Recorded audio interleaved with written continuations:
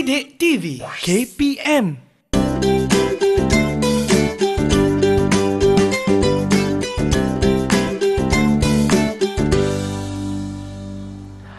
Assalamualaikum warahmatullahi wabarakatuh. Alhamdulillah, ya, masih lagi bersama dengan saya Akmal Nazri di dalam pentaksiran Bilik Darjah. Saya pasti kalau kita bercakap dengan pentaksiran Bilik Darjah ni, kita akan bersama dengan seorang guru yang akan membincangkan macam manalah kan pentaksiran Bilik Darjah bagi mata pelajaran apa tu? Matematik. Dan siapakah guru yang akan bersama dengan kita kali ini? Jom kita tengok profil guru hari ini.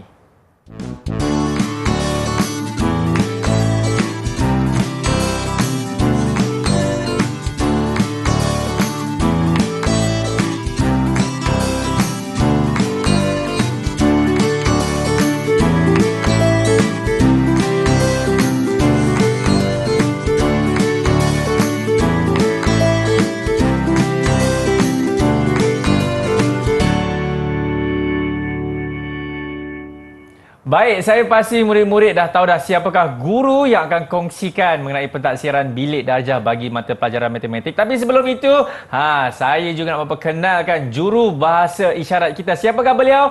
Inilah dia, Cikgu Nur Farazila. Apa khabar cikgu? Sihat ke?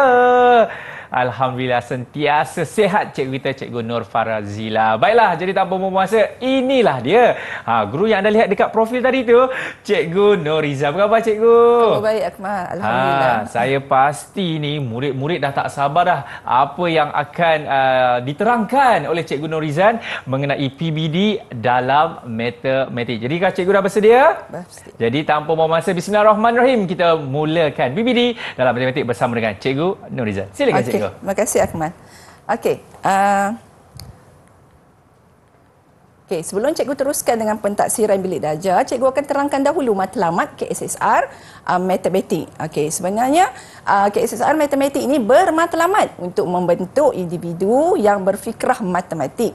Apa dia fikrah matematik ni? Iaitu membina kefahaman murid tentang konsep nombor, kemahiran asas dalam pengiraan, murid tahu kan tambah, tolak, darab, bahagi, memahami idea matematik yang mudah dan berketerampilan, mengaplikasikan pengetahuan dan kemahiran matematik yang mereka telah pelajari dalam kehidupan seharian mereka.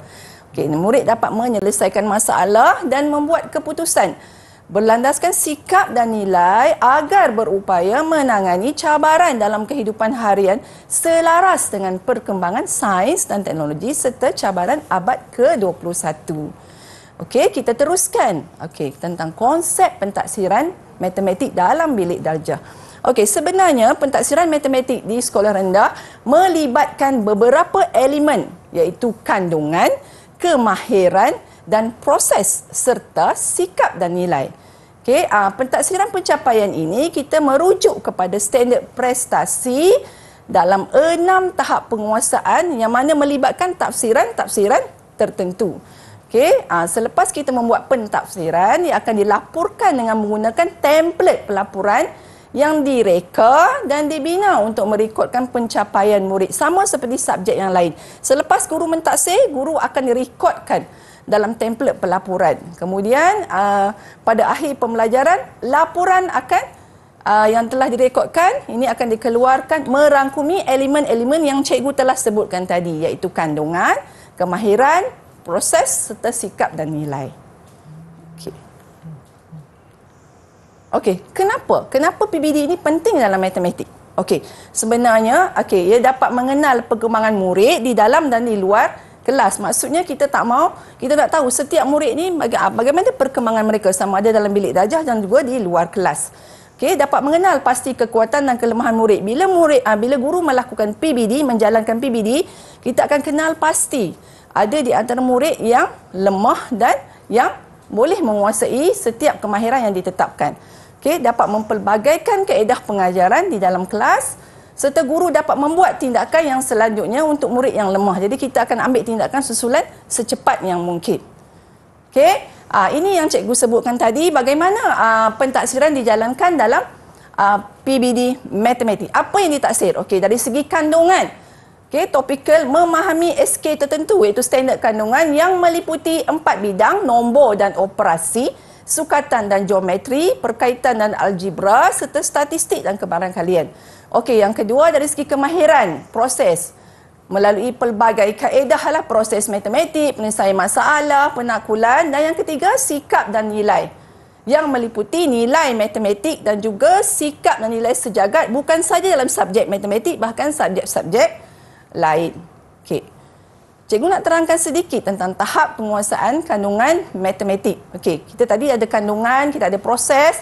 Okey, di sini tunjukkan tentang TP1 iaitu tahap penguasaan 1 hingga tahap penguasaan 6 yang ditafsir dalam kandungan matematik. Yang itu daripada tahap TP1 tahu, yang kedua tahu dan faham, yang ketiga tahu, faham dan boleh melakukan operasi asas matematik. Dan seterusnya yang keempat, tahu, faham pengetahuan matematik bagi membuat langkah pengiraan. Yang kelima, menguasai dan mengaplikasi pengetahuan dan kemahiran matematik dalam menyelesaikan masalah harian yang rutin dengan pelbagai strategi dan kaedah.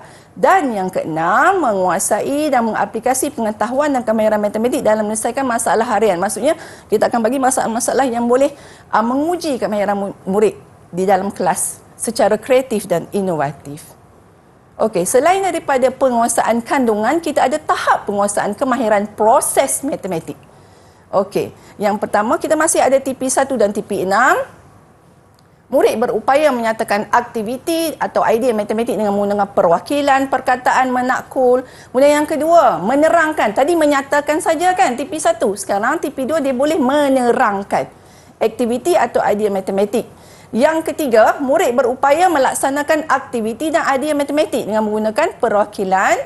Yang keempat, berupaya melaksanakan aktiviti dan idea matematik. Yang kelima, berupaya melakukan aktiviti dan idea matematik dengan menggunakan perwakilan yang lebih kompleks. Dan yang keenam, melaksanakan aktiviti dengan menggunakan perwakilan dan menyelesaikan masalah secara kreatif dan inovatif. Okey, seterusnya kita tengok tahap penguasaan sikap dan nilai. Okey, yang pertama menyatakan sikap dan nilai berkaitan matematik dengan bimbingan guru. Okey, yang kedua menjelaskan sikap dan nilai berkaitan matematik dengan memberikan contoh yang menasabah. Yang ketiga menunjukkan sikap dan nilai berkaitan matematik dalam sesuatu situasi. Yang keempat mendemonstrasikan sikap. Maksudnya dia tunjukkan sikap dia dan boleh jadi pembimbing kepada rakan-rakan lain. TP5 sentiasa mengamalkan sikap dan nilai berkaitan matematik. Dan yang keenam, sentiasa mengamalkan sikap dan nilai berkaitan matematik dalam kehidupan seharian serta menjadi pemimpin dan teladan. Maksudnya dia boleh jadi contoh dan boleh menjadi seorang guru kepada rakan-rakan yang lain. Okey. Dan ini adalah tahap penguasaan keseluruhan. Maksudnya daripada kandungan, proses, sikap dan nilai kita ada tahap penguasaan keseluruhan. Okey, yang pertama itulah maksudnya mengimbas, menggunakan kemahiran proses, menyatakan sikap dan nilai. Yang kedua, menerangkan pengetahuan asas, menggunakan kemahiran proses dan menjelaskan sikap dan nilai dengan memberikan contoh yang menasabah. Tiga, mengaplikasikan pengetahuan, menggunakan kemahiran proses, menunjukkan sikap dan nilai juga. Yang keempat, menyelesaikan masalah. Okey, bila memulai yang keempat, dia akan menyelesaikan masalah. Yang kelima, masalah yang rutin. Dan yang keenam, menyelesaikan masalah yang harian yang bukan rutin, kreatif dan inovatif dan menjadi pemimpin dan teladan kepada murid-murid yang lain. Okey, ini adalah beberapa bahan rujukan yang digunakan di sekolah rendah iaitu DSKP, iaitu Dokumen Standard Kurikulum dan Pentadsiran daripada tahun 1 hingga tahun 6, di mana ia adalah menjadi kitab kepada semua guru matematik di sekolah rendah. Okey, buku teks matematik, kita ada buku teks daripada tahun 1, tahun 2, tahun 3, 4, 5 dan 6. Di tahun 1, 2, 3 kita ada jilid 1 dan jilid 2 dan tahun 4, 5 dan 6 di tahap 2. Okey.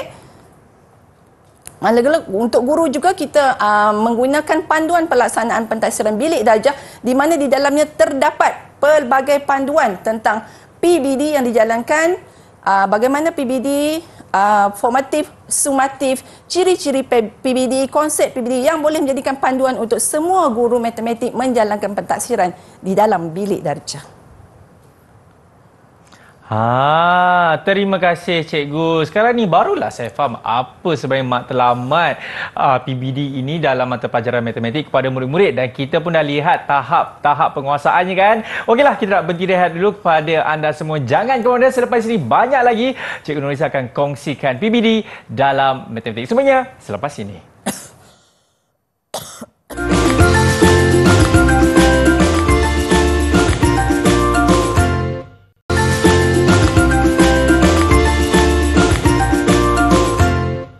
Baik, masih lagi menyaksikan pentaksiran bilik darjah bersama dengan saya Akmal Nazri, dan semestinya guru kita iaitu Cikgu Nurhalizan.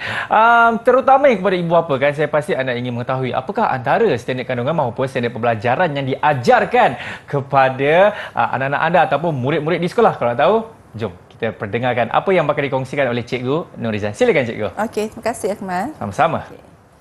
Baik, untuk sekolah rendah, bagaimana kita nak menentukan PBD dalam matematik? Okey, yang pertama kita melihat kepada SK iaitu standard kandungan. Yang kedua, kita akan tengok pada standard pembelajaran. Yang ketiga, hasil pembelajaran. Maksudnya apa objektif yang guru nak capai pada hari tersebut, dan guru akan menyediakan aktiviti yang bersesuaian lah untuk murid-murid dalam kelas. Kemudian apa kaedah pentaksiran yang akan digunakan dalam kelas, adakah secara lisan, bertulis ataupun pemerhatian, dan kemudian adakah murid-murid mencapai standard prestasi dan tahap penguasaan yang ditetapkan. Sekiranya murid mencapai, guru-guru akan meneruskan pembelajaran, dan sekiranya murid tidak mencapai, guru-guru akan mengambil tindakan susulan. Okey, di sekolah rendah pelaksanaan PBD dalam matematik adalah melalui 3 cara, iaitu pemerhatian, lisan dan bertulis. Pemerhatian boleh kita lakukan untuk menilai proses belajar murid, cara murid bekerja dalam kumpulan sesama murid, komunikasi antara murid. Manakala lisan, murid akan berkomunikasi dengan guru, dengan rakan-rakan sebaya dan juga dengan bahan yang digunakan. Dan bertulis pula melibatkan murid, guru perlu menyemak dan memberi pentaksiranlah kepada hasil kerja murid. Okey, untuk hari ini cikgu akan fokuskan kepada standard pembelajaran seperti yang dipaparkan, iaitu 2.1.2 sehingga 2.5.1. Okey, standard pembelajaran ini adalah di bawah tajuk bidang pembelajaran nombor dan operasi, melibatkan tajuk operasi asas, iaitu tajuk yang kedua lah. Dan SK-nya, standard kandungannya adalah daripada 2.1 sehingga 2.5. Dan huraian mengenai standard pembelajaran ini adalah seperti berikut, iaitu menyelesaikan ayat matematik tambah melibatkan 3 nombor, menyelesaikan ayat matematik tolak, menyelesaikan ayat matematik darab, menyelesaikan ayat matematik bahagi dan menyelesaikan ayat operasi bergabung. Semuanya dalam lingkungan 10,000.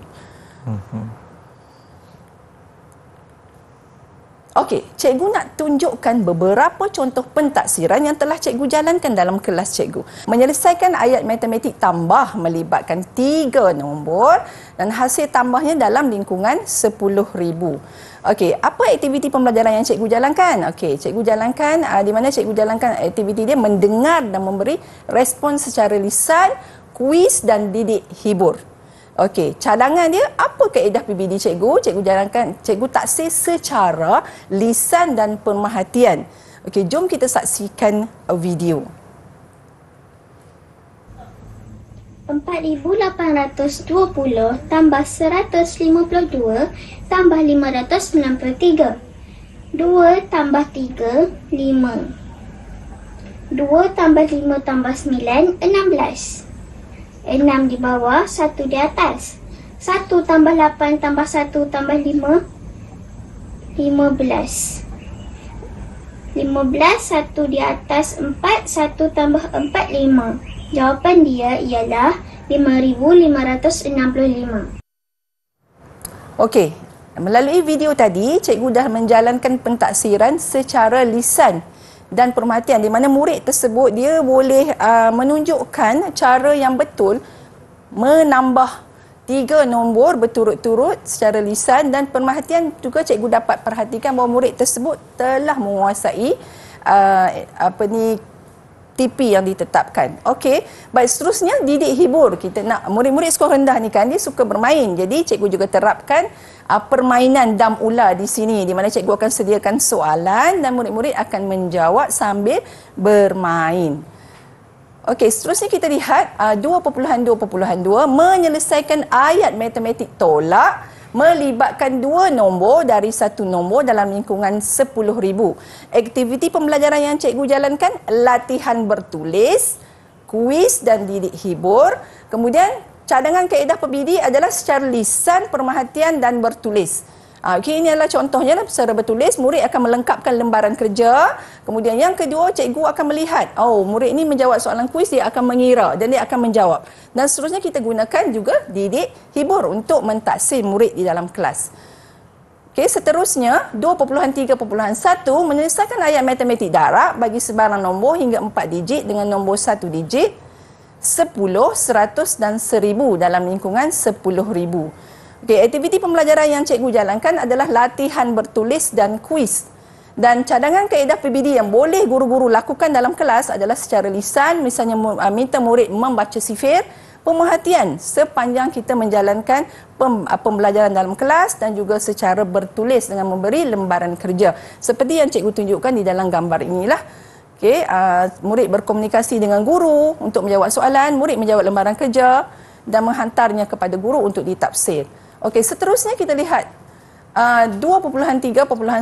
Okey, ini sebenarnya adalah standard pembelajaran yang sama, tetapi aktivitinya adalah projek. Di dalam pembelajaran secara projek ini, cadangan kaedah PBD ini adalah lisan, pemerhatian dan latihan bertulis. Maksudnya, guru-guru boleh menilai murid daripada tiga cara. Okey, bagaimana projek yang dijalankan? Okey.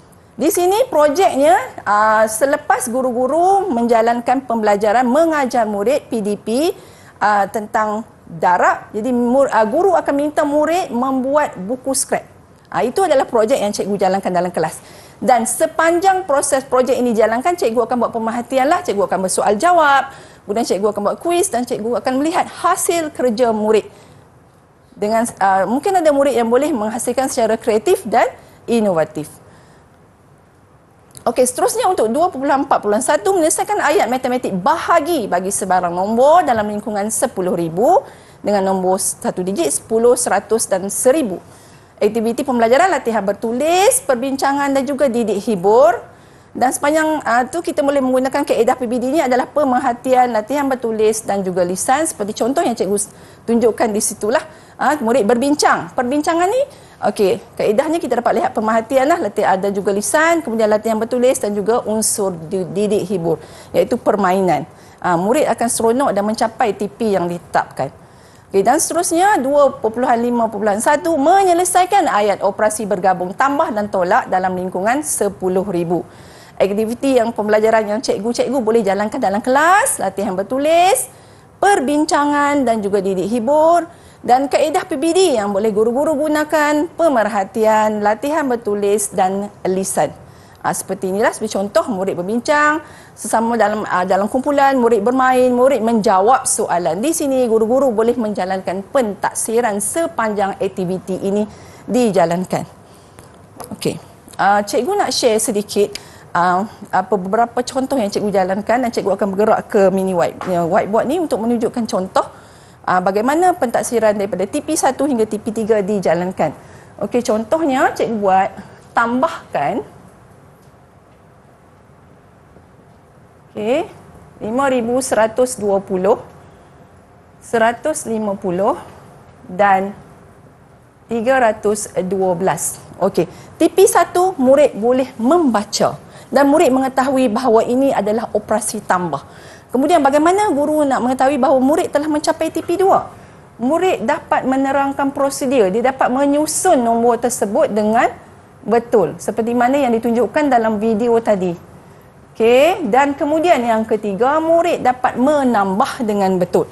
Okey, dan ikut nilai tempat yang betul. Daripada rumah sah, okey, hasil tambahnya 2, 2 tambah 5, 7 tambah 1, 8, 2 tambah 3, 5 dan ini adalah 5. So, murid akan menyebut secara lisan jawapannya adalah 5,582. 2. Itu bagaimana cikgu jalankan pentaksiran di dalam kelas. Okey. Baik, itu dia penerangan yang cukup padat daripada Cikgu Norizan yang mana saya pastinya juga membantu guru-guru kan di dalam pelaksanaan pentaksiran bilik darjah untuk murid-murid dalam mata pelajaran matematik. Baiklah, kita berdiri hello kepada anda semua jangan ke mana. Selepas ini kita akan kembali dalam pentaksiran bilik darjah.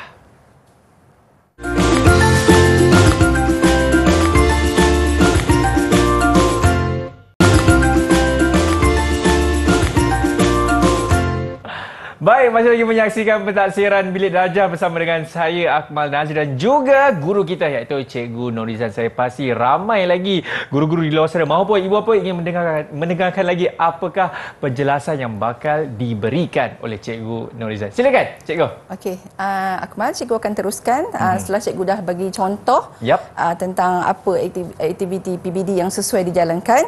Okey, Cikgu akan teruskan perekodan dan pelaporan pentaksiran bilik darjah. Okey, apa dia perekodan sebenarnya? Okey, perekodan adalah proses merekod pencapaian murid berdasarkan tahap penguasaan yang telah diperincikan dalam dokumen standard kurikulum dan pentaksiran. Okey, perekodan ni guru-guru akan merekodlah daripada apa yang murid dah capai tadi dalam kelas melalui lisan pemerhatian betul ni, guru-guru akan merekod dalam template yang disediakan. Okey, ini adalah contoh template yang guru-guru perlu gunakan untuk merekod pencapaian murid berdasarkan TP ataupun tahap penguasaan yang telah disebut dalam DSKP lah, dokumen standard kurikulum. Jadi guru-guru perlu merekod nama, IC murid, jantina dan murid mengikut pengetahuan yang ditetapkan selain daripada kemahiran, proses sikap dan nilai juga tahap keseluruhan. Okey, seperti yang tadi cikgu dah terangkan. Okey. Manakala pelaporan pula ialah proses menyampaikan maklumat pembelajaran dan pencapaian murid dari semasa ke semasa. Tadi kita rekod, sekarang kita nak laporkan pula. Okey, mengenai kemajuan dan perkembangan mereka dari segi pengetahuan, kemahiran dan nilai seperti yang dihasratkan dalam kurikulum. Okey, pelaporan perlu diberikan kepada ibu bapa 2 kali setahun, sama seperti subjek-subjek yang lain. Dan juga tahap penguasaan diperolehi daripada borang perekodan yang telah guru-guru rekodkan tadi seperti yang cikgu telah tunjukkan. Okey, cikgu nyatakan di sini untuk tajuk yang cikgu terangkan tadi, untuk SK dan SP yang cikgu terangkan tadi, guru-guru perlu menghabiskan dahulu standard pembelajaran, barulah murid-murid di tajuk nombor di bidang nombor dan operasi, barulah guru-guru boleh meletakkan TP untuk murid-murid di kelas yang berkenaan. Bukan sekadar murid boleh tambah tolak darab bahagi, guru-guru terus rekodkan. Tapi guru-guru perlu menghabiskan ikut bidang tertentu, barulah rekodkan dalam template yang disediakan. Okey, cikgu rasa setakat itu saja penerangan cikgu.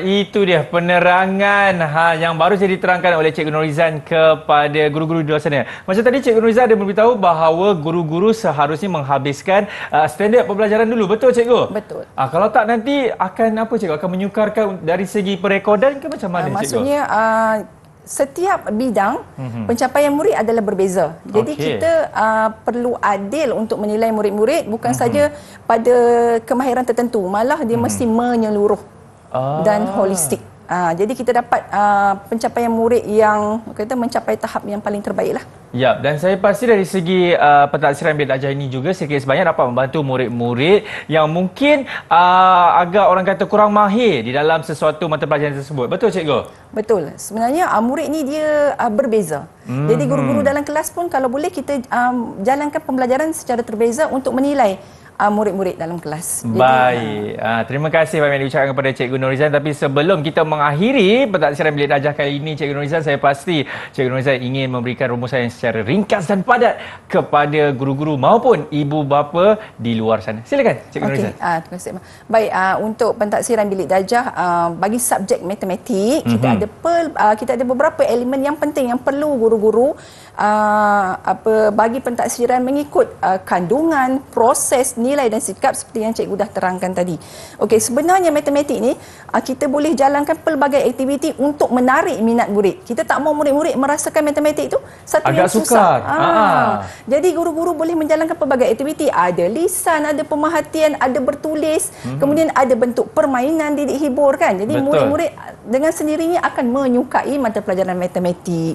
Jadi bila guru-guru dah selesai jalankan pentaksiran, jangan lupa buat perekodan dan laporkan supaya ibu bapa dapat mengetahui tahap pencapaian anak-anak mereka di sekolah. Terbaik Cikgu Norizan. Terima kasih diucapkan sekali lagi dan tak lupa juga kepada jurubahasa isyarat kita Cikgu Nur Farazilah yang bersama dengan kita, betul Cikgu Norizan kan? Ya. Okeylah, kita akan jumpa lagi di pentaksiran bilik darjah seterusnya. Saya Akmal Nazri. Assalamualaikum. Ingat sentiasa jaga diri. Bye bye.